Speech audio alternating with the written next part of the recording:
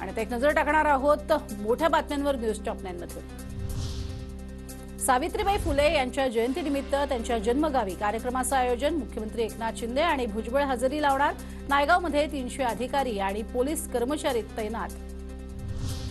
परभणीमध्ये येत्या 11 तारखेला मुख्यमंत्री शिंदेंचा दौरा। त्याआधी अर्जुन खोतकर यांच्या अध्यक्षतेखाली परभणीमध्ये लोकसभा आढावा बैठकीचं आयोजन। बुलढाण्यात स्वाभिमानी शेतकरी संघटनेची आजपासून आत्मक्लेश परिवर्तन यात्रा। शेतकऱ्यांच्या प्रश्नासाठी स्वाभिमानीकडून आत्मक्लेश परिवर्तन यात्रेचं आयोजन। संप दडपल्यास रस्त्यावरती उतरणार अंगणवाडी कर्मचारी संघटनेचा इशारा। 4 डिसेंबरपासून अंगणवाडी सेविका बेमुदत संपावर। देशभरातील स्वस्त रेशन दुकानदार बेमुदत संपावरती। 14 सूत्री कार्यक्रम मंजूर करावा, कमिशन वाढवावं, धान्यातील तूट भरून देण्यात यावी अशा वेगवेगळ्या मागण्यांसाठी संप।